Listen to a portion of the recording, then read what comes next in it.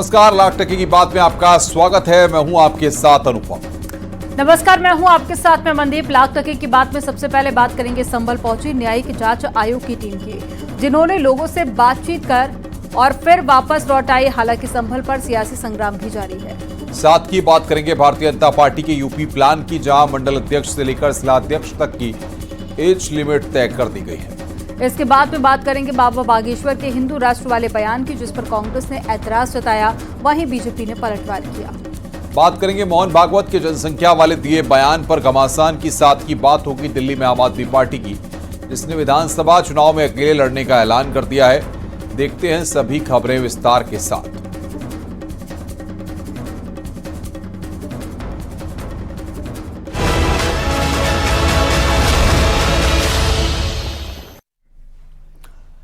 संभल में 24 नवंबर को हुई हिंसा की जांच के लिए गठित न्यायिक आयोग की 3 सदस्यीय टीम संभल से मुरादाबाद रवाना हो गई और टीम ने हिंसा के प्रभावित इलाकों का मुआयना किया और शाही जामा मस्जिद का भी जायजा लिया। न्यायिक जांच टीम जामा मस्जिद पहुंची और फिर टीम ने स्थानीय लोगों से बातचीत की। न्यायिक आयोग की टीम मस्जिद के अंदर भी गई। संभल पर सियासी बयानबाजी जारी है। शिवपाल यादव ने जहां एक बार फिर से पुलिस प्रशासन पर सवाल उठाए, तो वहीं बीजेपी ने सपा को करारा जवाब दिया। कल कांग्रेस का प्रतिनिधिमंडल संभल जाएगा। राहुल गांधी पीड़ितों से मुलाकात कर सकते हैं। हालांकि संभल में नेताओं की एंट्री पर फिलहाल रोक है। देखिए हमारी रिपोर्ट।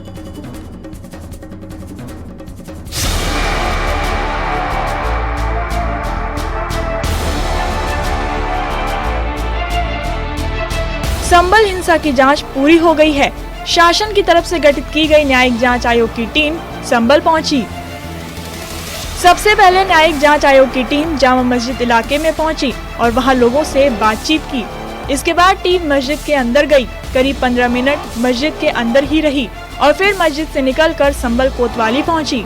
कोतवाली के अंदर जांच के बाद टीम हिंसा वाली जगह पर गई। हिंदूपुर खेड़ा इलाके में टीम ने लोगों से बातचीत की। जांच पूरी हो गई। जांच अभी चलेगी, 2 महीना चलेगी। 2 महीने में रिपोर्ट आप लोग सौंपेंगे।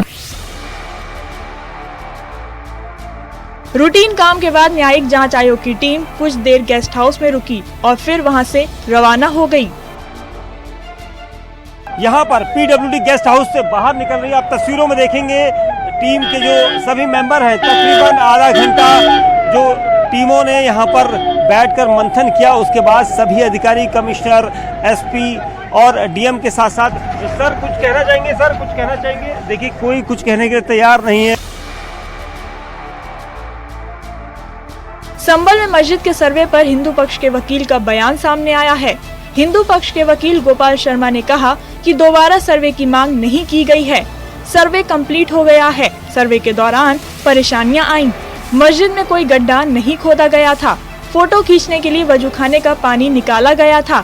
10 दिन के अंदर सर्वे रिपोर्ट दाखिल होगी। कंप्लीट हो गया, सर्वे कंप्लीट हो गया।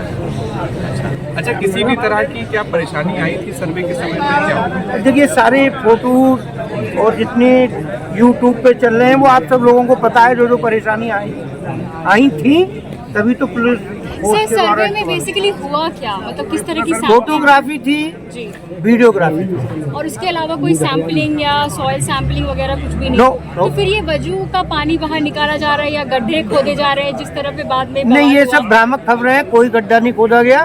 वजू का पानी तो इसलिए निकाला गया था कि उसकी वजू खाने की फोटोग्राफी करनी थी। संभल हिंसा में 50 और उपद्रवियों की पहचान हुई है। उपद्रवियों के पोस्टर लगाने की तैयारी है। अब तक कुल 300 उपद्रवियों की पुलिस ने पहचान की है। संभल में जामा मस्जिद पर एएसआई का कंट्रोल नहीं है। स्थानीय लोगों ने मस्जिद पर कब्जा कर रखा है। एएसआई को अपनी ही संपत्ति का निरीक्षण नहीं करने देते हैं।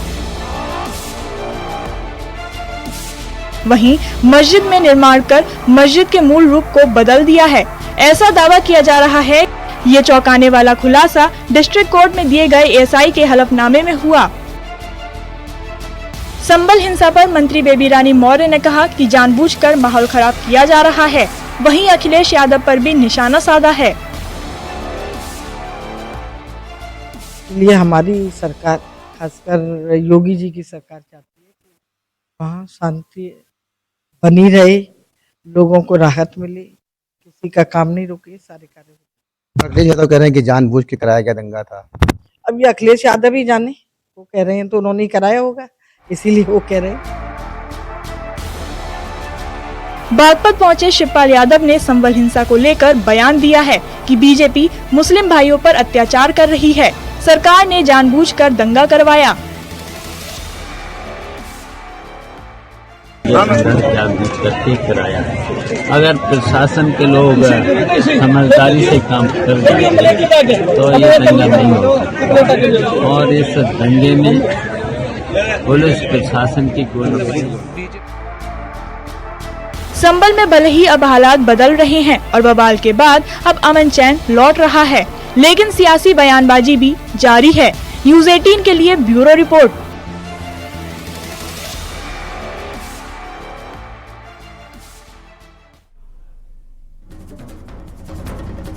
संभल में 24 नवंबर को बवाल हुआ, जिस पर सियासत हो रही है। एसपी प्रमुख अखिलेश यादव और मुरादाबाद मंडल के कमिश्नर आंजनेय कुमार सिंह के बीच में शायरी वार पलटवार किया जा रहा है। संभल बवाल पर अखिलेश यादव के शायरी का जवाब भी उन्होंने शायराना अंदाज में दिया, जिसके बाद में सोशल मीडिया पर दोनों के पोस्ट पर कमेंट आ रहे हैं। रिपोर्ट में आपको दिखाते हैं।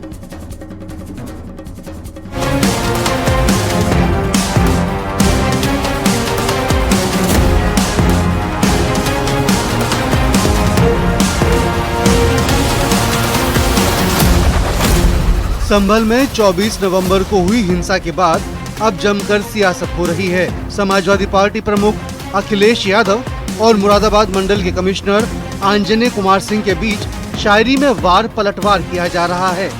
हिंसा पर अखिलेश यादव की शायरी का जवाब भी उन्होंने शायराना अंदाज में दिया है, जिसके बाद दोनों के पोस्ट पर कमेंट आ रहे हैं। आंजनेय कुमार सिंह को लेकर अखिलेश यादव ने शायराना अंदाज में पोस्ट किए हैं। अखिलेश यादव ने लिखा, झूठ को सच की मीठी चाशनी में लपेटकर खिलाने वाले आईने में कितना शर्मिंदा होंगे अपना फर्ज न निभाने वाले। इसके अलावा अखिलेश यादव ने शनिवार शाम को पोस्ट कर लिखा, वो अपने ही गुनाह पर शायरी का पर्दा डालते हैं, वो सच में हैं कितने गुनाहगार खुद भी जानते हैं। संभल के डीएम ने साफ कर दिया है कि जब तक हालात सामान्य नहीं होंगे तब तक किसी सियासी दल को एंट्री की इजाजत नहीं है। प्रशासन अपना काम कर रहा है। अखिलेश यादव अपनी पार्टी के डेलीगेशन के साथ संभल जाना चाहते थे, लेकिन उनको इसकी इजाजत नहीं मिली। वहीं अखिलेश यादव और मुरादाबाद के मंडल आयुक्त आंजनेय कुमार सिंह के बीच सोशल मीडिया पर शायराना अंदाज में हिंसा को लेकर वार पलटवार जारी है। नेक लोगों में मुझे नेक गिना जाता है और गुनहगार समझते हैं मुझे।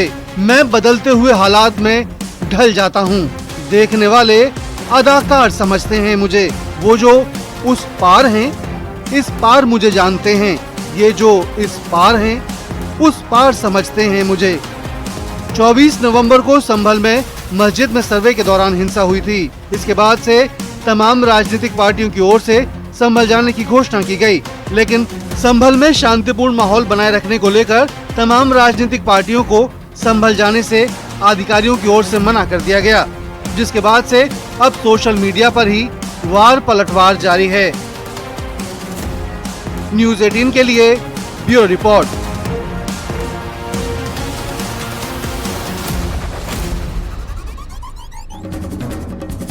यूपी बीजेपी ने संगठनात्मक चुनाव का ऐलान कर दिया है। इसके तहत में मंडल अध्यक्ष से लेकर जिला अध्यक्ष तक का चयन होना है। मंडल अध्यक्ष के लिए एज लिमिट 35 से 45 साल की गई है। वहीं जिला अध्यक्ष के लिए एज लिमिट 45 से 60 साल रखी गई है। बूथ समितियों का गठन 5 दिसंबर तक होगा।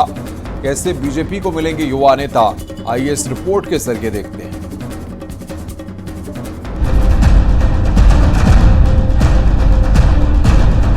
उत्तर प्रदेश बीजेपी के संगठन में भारी फेरबदल की कवायद शुरू हो चुकी है। बूथ स्तर तक संगठन में बदलाव की तैयारी है। बीजेपी ने नए अध्यक्षों के लिए उम्र सीमा भी तय कर दी है। माना जा रहा है कि 2027 के विधानसभा चुनाव को देखते हुए ये बदलाव किए जा रहे हैं। भारतीय जनता पार्टी संगठन के पुनर्गठन को लेकर जुटी हुई है और उसमें जिलाध्यक्ष से लगाकर बूथ अध्यक्ष समेत तमाम पदों पर भारतीय जनता पार्टी निर्वाचन प्रक्रिया के तहत फेरबदल करने जा रही है। इसमें अगर बात की जाए जिलाध्यक्षों की तो बाकायदा भारतीय जनता पार्टी ने जिलाध्यक्षों के निर्वाचन प्रक्रिया की एक गाइडलाइन भी तैयार कर दी है, यानी कि 45 से 60 वर्ष की उम्र के बीच जिलाध्यक्ष बनाए जाएंगे। वहीं दूसरी तरफ जिलाध्यक्षों का जो अनुभव है वो सक्रिय कार्यकर्ता के रूप में 6 वर्ष का होना चाहिए। ये पार्टी ने सीधे तौर पर गाइडलाइन बनाई है। बीजेपी ने प्रदेश में संगठनात्मक चुनाव का ऐलान कर दिया है। 1 दिसंबर से लेकर 15 दिसंबर तक मंडल अध्यक्ष के लिए चुनाव होगा। 31 दिसंबर तक नए जिलाध्यक्ष चुन लिए जाएंगे। मंडल अध्यक्ष के लिए निर्धारित आयु सीमा 35 से 45 वर्ष होगी। जिला अध्यक्ष के लिए आयु सीमा 45 से 60 वर्ष के बीच होनी चाहिए। संगठनात्मक चुनाव के बाद नए प्रदेश अध्यक्ष की भी नियुक्ति होगी। इसके अलावा बूथ समितियों का गठन 5 दिसंबर तक होगा। संगठनात्मक चुनाव के लिए प्रत्येक 3 जिलों के लिए एक केंद्रीय पर्यवेक्षक भी तय किया जाएगा। सूत्रों के मुताबिक ये तय किया गया है कि जिस पर अनुशासनहीनता की कार्रवाई हो उसे संगठन के चुनाव से दूर रखा जाएगा। साथ ही किसी भी तरह का आर्थिक अपराध ना चल रहा हो। बीजेपी ने 2.5 करोड़ से ज्यादा सदस्यों को जोड़ा है, जो कार्यकर्ता आधारित संगठन की ताकत को दर्शाता है। हमारे बूथ अध्यक्ष का चुनाव और बूथ समिति का गठन, मंडल अध्यक्ष का चुनाव, मंडल समिति का गठन और जिला अध्यक्ष का चुनाव और जिला कार्यकारिणी का गठन, ये सारा कुछ लोकतांत्रिक प्रक्रिया से चल रहा है। उसमें आंतरिक लोकतंत्र विधिवत रूप से लागू है और एक आम सहमति के आधार पर कैसे जो है अधिक से अधिक लोग चुने जाएं। भारतीय जनता पार्टी पूरे उत्तर प्रदेश में और पूरे देश में इस समय आंतरिक लोकतंत्र के आधार पर संगठन का चुनाव करा रही है। जिला अध्यक्ष के पद पर आवेदन के लिए बीजेपी शीर्ष नेतृत्व ने योग्यताएं भी तय कर दी हैं। भारतीय जनता पार्टी की जो रणनीति है कि विधायक, सांसद और मंत्रियों के जो परिवार के लोग हैं वो जिलाध्यक्ष नहीं बनाए जाएंगे, यानी कि भारतीय जनता पार्टी ने पैरोकारी से दूर हटके जो संगठन के लिए काम करने वाले पदाधिकारी हैं उनको जिले की कमान सौंपने की रणनीति पर बीजेपी मंथन कर रही है और उस दिशा में आगे बढ़ रही है। भारतीय जनता पार्टी बूथ से लेकर जिलाध्यक्ष तक की रणनीति तैयार कर चुकी है और जल्द ही उत्तर प्रदेश में भारतीय जनता पार्टी 55 से ज़्यादा जो जिलाध्यक्ष हैं उनमें फेरबदल करेगी, यानी कि नए जिलाध्यक्षों की तैनाती की जाएगी। कैमरामैन मनोज शाही के साथ संकेत मिश्रा, न्यूज़ 18 लखनऊ। इंदौर में बाबा बागेश्वर पंडित धीरेन्द्र शास्त्री का बड़ा बयान सामने आया। उन्होंने कहा कि हर हाल में हिंदू एक होगा। 100 करोड़ हिंदुओं में 1 करोड़ कट्टर हिंदू चाहिए। हिंदू संस्कृति और विरासत को बचाएं। बाबा बागेश्वर ने कहा कि दोबारा हिंदुत्व की स्थापना होनी चाहिए। एआई के बाद में एचआई की भारत में जरूरत है, यानी कि हिंदू इंटेलिजेंट की भारत में जरूरत है। हिंदुत्व की स्थापना, उनकी यात्रा जारी रहेगी।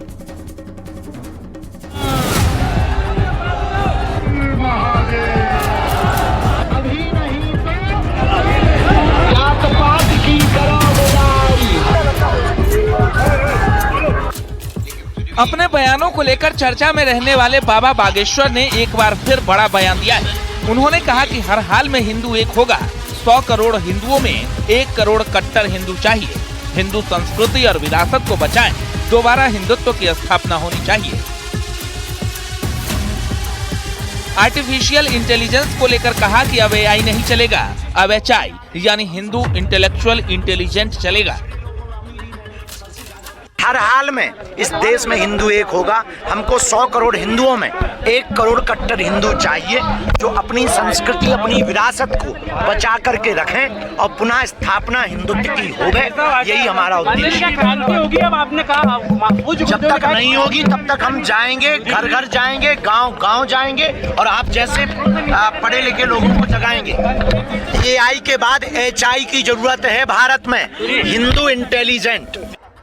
पंडित धीरेन्द्र शास्त्री ने जो अलख हिंदुओं में जगाने का बीड़ा उठाया है, उसको आगे बढ़ाने के लिए बाबा बागेश्वर ने हर हिंदू के खून में उबाल लाने तक सड़क पर इसी तरह उतरने का फैसला किया है। इसको आगे बढ़ाते हुए बाबा ने इंदौर में हिंदू युवाओं के साथ संवाद करते हुए उनको सनातन रक्षा संकल्प दिया, साथ ही हिंदुओं के खून में उबाल लाने की बात कही। जब तक देश एक नहीं होगा, जब तक हिंदू एक नहीं होगा, जब तक भगवा ध्वज लहराएगा नहीं, जब तक हिंदू जागेगा नहीं पूर्ण रूप से, जब तक हिंदुओं के खून में कट्टर हिंदुत्व का उबाल नहीं होगा, तब तक हम इस देश के लिए आज से अपने आप को समर्पित कर रहे हैं। विपक्ष ने बाबा बागेश्वर के बयान पर ऐतराज जताया है। उनका कहना है कि भारत लोकतांत्रिक देश है, इस तरह के बयानों पर कार्रवाई होनी चाहिए। राज्य में सरकार बैठी है उत्तर प्रदेश में, वो भी विश्वास नहीं रखती संविधान में। जहां जहां भाजपा की सरकारें हैं, हिंदू राष्ट्र ये संविधान से चलने वाला देश है, सर्वधर्म संभाव से चलने वाला देश है। ये हमारे यहाँ सबके लिए जगह है, और ये कायदे में रहोगे तो फायदे में रहोगे, कटोगे बटोगे, एक है तो सेफ है। ये पूरी तरीके से संविधान विरोधी बयान है। देखिए, जो बागेश्वर धाम के जो धीरेन्द्र शास्त्री हैं, उनकी शिक्षा दीक्षा पूर्ण रूप से नहीं हुई है। एआई आधुनिकता का प्रतीक है, वैज्ञानिकता का प्रतीक है, और तमाम सारे इंफॉर्मेशन का प्रतीक है। उसका दुष्प्रयोग भी लोग करते हैं, लेकिन एचआई की बात जो कह रहे हैं उसका सिर्फ एक ही प्रतीक है, देश की बहुसंख्यक आबादी दान चढ़ाएगी। और जो कुछ उनकी तरह के लोग कथाकार हैं, जो तमाम तरीके के क्रियाकलापों में रहते हैं, जिनका वो व्यापार की तरह है, तो निश्चित तौर पे वो व्यापार करते नजर आए। बाबा बागेश्वर का संदेश साफ है। उनका कहना है कि हिंदू राष्ट्र के लिए हर सनातनी को तैयार रहना होगा। अगर संगठित नहीं रहेंगे तो हालात बांग्लादेश जैसे हो जाएंगे। वहीं विपक्ष बाबा के बयान को भड़काऊ बताकर कानूनी कार्रवाई की मांग कर रहा है। Bureau report, news 18।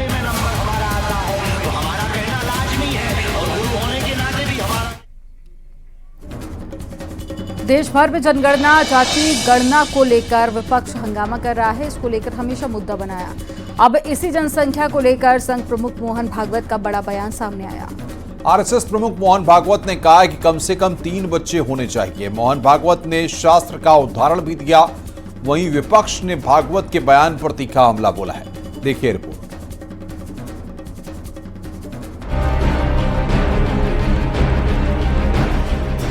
आरएसएस प्रमुख मोहन भागवत ने जनसंख्या में गिरावट पर चिंता जताई है। उन्होंने मॉडर्न पॉपुलेशन साइंस का हवाला देकर 2 या 3 से ज्यादा बच्चों की वकालत की। आरएसएस प्रमुख ने कहा कि जनसंख्या में गिरावट चिंता का विषय है।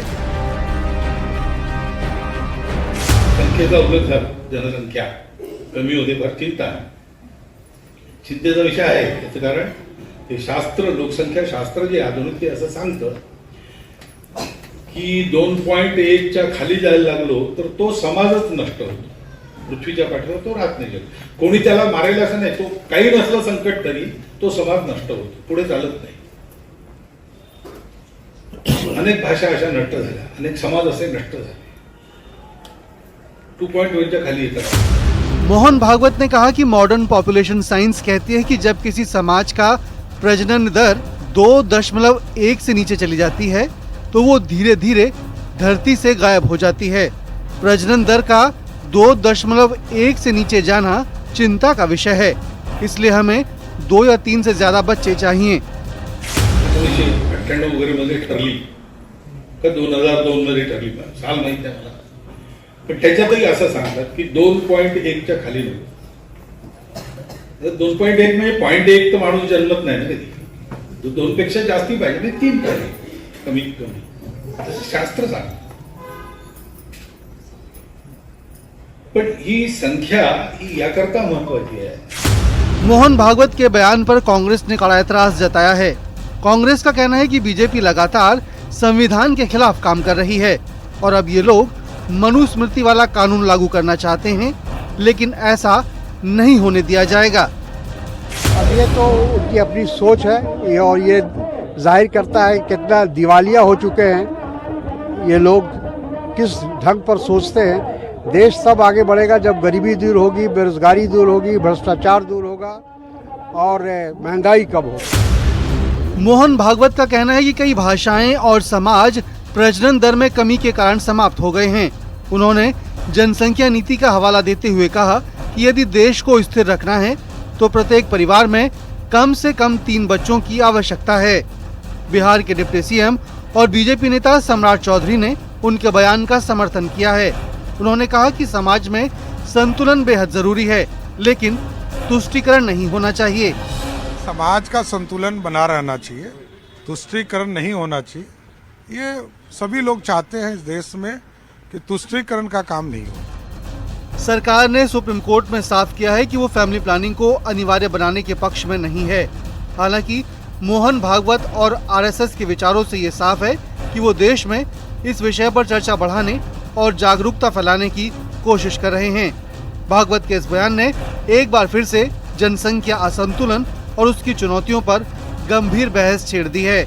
न्यूज़ 18 के लिए ब्यूरो रिपोर्ट। दिल्ली में अगले साल फरवरी में होने वाले विधानसभा चुनाव की तैयारियां तेज हो गई हैं। आम आदमी पार्टी हो या फिर बीजेपी या फिर कांग्रेस पार्टी, सभी दलों के नेताओं ने लोगों से संपर्क करना शुरू कर दिया है। और इस बीच दिल्ली में गठबंधन के सभी कयासों पर विराम लग गया है। आम आदमी पार्टी ने साफ कर दिया है कि वो विधानसभा चुनाव में किसी भी पार्टी से गठबंधन नहीं करेगी। आम आदमी पार्टी अब सभी 70 सीटों पर अपने उम्मीदवारों को खड़ा करेगी। वहीं बीजेपी ने इसे विपक्षी गठबंधन की टूट बताते हुए तंज कसा है।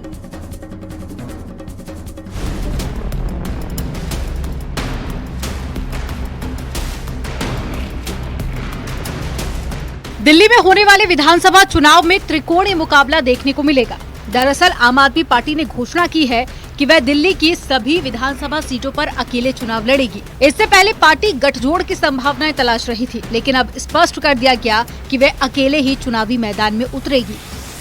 विधानसभा चुनाव की अब सुगबुगाहट शुरू हो गई है, गठबंधन की लगातार बातें चल रही हैं, तो क्या दिल्ली में कोई गठबंधन नहीं होगा?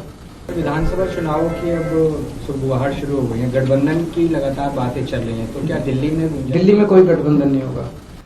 दिल्ली में आम आदमी पार्टी विधानसभा की सभी 70 सीटों पर अकेली चुनाव लड़ेगी।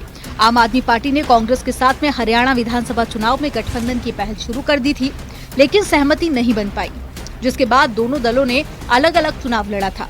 बीजेपी का कहना है कि इंडिया गठबंधन की फूट अब खुलकर सामने आ रही है। लोकसभा चुनाव में दोनों भ्रष्ट पार्टियां एक दूसरे के कंधे पर सवार थीं। आज कुछ कारण रहे होंगे, अलग अलग अपनी भाषा बोल रहे हैं, लेकिन इनका कोई चरित्र नहीं है। ये आज अकेले हैं तो कल दुकेले भी हो सकते हैं, क्योंकि झूठ बोलना, अपनी बात से पलट जाना, ये अरविंद केजरीवाल का नाम का दूसरा मतलब है। तो मुझे लगता है कि आज जो निर्णय ले रहे हैं कल उससे बदल भी सकते हैं, आने वाला समय तय करेगा। ये व्यक्ति विश्वास करने लायक हैं क्या? मेरा पहला सवाल है। 10 साल के सेंटेंस निकालिए, 10 साल का संवाद निकालिए, क्या बोल रहे हैं और क्या करेंगे, क्या कह रहे हैं और क्या करेंगे, क्या जनता के दिखाने के लिए पहनते हैं और अंदर क्या पहनते हैं, ये पूरी तरह से दोहरा चरित्र है। तो मैं तो इनकी किसी बात पर विश्वास करता नहीं। इससे पहले लोकसभा चुनाव के दौरान आम आदमी पार्टी और कांग्रेस ने दिल्ली और हरियाणा में गठबंधन के तहत चुनाव लड़ा था। दिल्ली में तब तक बीजेपी 7 सीटें जीती थी। अब आम आदमी पार्टी दिल्ली के साथ साथ हरियाणा में भी अपना खाता नहीं खोल पाई थी। अब देखना ये है कि आम आदमी पार्टी दिल्ली में अपना शानदार प्रदर्शन बरकरार रखने में कामयाब हो पाती है या नहीं। न्यूज़ 18 के लिए ब्यूरो रिपोर्ट।